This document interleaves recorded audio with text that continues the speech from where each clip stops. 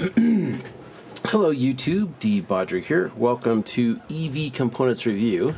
Call this a mini teardown, or whatever you want to call it. Guess this could be a short on YouTube, right? But I'm not going to make it as a short. I don't like the shorts. I don't like the format. Anyway, so this is an ElectricHawk RC switch. This is something used in remote control stuff pretty commonly. The reason why I'm showing it to you is because this is a MOSFET switch, and it switches off your positive voltage and not the ground wire. So if you get on eBay, Amazon, AliExpress, and you search for MOSFET switches, the vast majority, like, almost exactly 100% of them, are all low side switches. The MOSFETs are just turning on and off the ground wire. And that's stupid and it's wrong. You want to have the ground wire sacred. You don't ever want to disconnect it, because that's your voltage reference for everything else in the EV. So you don't want to be switching on and off the ground wire, and all of those stupid MOSFET switches do exactly that. This one, however, does not. So you can see the two black wires, they're literally soldered together. So black in and black out, your ground wire is a continuous path. That does not get switched on and off. This right here is power in, and this is power out. And so, as you can see, the two red wires are not soldered together. In fact, their current path is through these two MOSFETs right here. So when the MOSFETs are on, whatever voltage you've got here shows up over there, and that's how you use this as a switch. This is a high side switch because it switches the positive voltage rail of whatever it's seeing. And according to the little spec sheet right here, it says it can handle up to 28 volts in.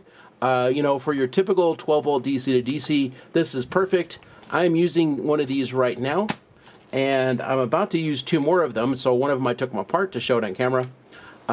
So anyway, here's why you would want one of these things, and why you don't want the low side types. So the low side types, obviously, they switch off the ground terminal, the ground wire, rather than the positive wire, which is wrong. You shouldn't do that. Ground is sacred. You need that in place all the time. The positive wire, if you look at any car, any motorcycle, any house wiring, you look inside your computer. I don't care what it is. Everything that switches on and off all does it from the high side or the voltage rail. So like in your house, so I'm in the USA, you've got 110 volt outlets anywhere. You flip a light switch on and off, you are switching on and off the line wire, not the ground or the neutral wire, the line wire. And the same thing is true for DC. In a car, you've got a button that you push that raises or lowers like the windows or unlocks the door, turns on your headlights. All of that stuff switches off the 12 volt side, not off the ground side. That's because your ground is sacred. And it always should be done that way. And here is a little MOSFET switch. They don't cost much, like $10 on Amazon. That does high side switching. So yeah, that's why I'm showing it to you. It's because that's a high side switch. It's like the only one of, like, say 4 or 5 that I even know of. And all the rest of them are much bigger. Like Flip Sky, they make some what they call anti-spark switches, that are MOSFETs. Those are switching battery plus. Maker X has one as well. That's my favorite one at the moment. I've run across one other one, but those are all, like, say, for 82 volts max and 300 amps, whereas this one is for 8 amps. So this is perfect for, like, say, headlights or horns on your EV. Anything where your switch contacts can't handle the current of the load directly, which is a lot of things. So the two of these that I bought, they are going to go on a stand-up scooter, and the switch cluster that's on the handlebars, those contacts can only hold about, I don't know, maybe less than half an amp or half an amp. And so the headlights themselves, they're going to draw something on the order of 5 amps, and so will the horn. So the switch contacts are going to scorch and burn out rather rapidly. So something like this is going to make that very low current contact capable of handling on the order of, say, 8 amps. So basically how you'd use this, you don't need the red wire over here. You're going to put this on ground, obviously the black wire, and then the white wire, you're going to apply your battery voltage, or your DC, not your battery voltage, your DC to DC voltage on here.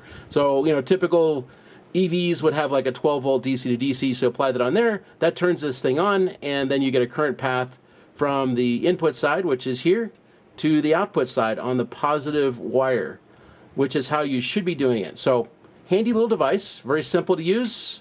Came inside this little piece of heat shrink, which I cut off so you can see the board. You get these little silicone wires. So everything here is all silicone wires. They rate this for 8 amps max. If you were to put a little heat sink across this to keep those MOSFETs cool, you could probably do 15 amps or so, or you could like double them up, put 2 MOSFETs down on top of these ones, and do like say 16 amps or whatever on the thing. But as is like this, they're saying it's rated for 8 amps. Very simple to use. There's the instruction manual for it, piece of cake. Very, very handy for low contact current switches that you need to drive something that can take some decent current like headlights or horns. Anyway, just thought I'd do a little mini review of something that I'm about to use in a scooter myself, times 2, and have used in the past.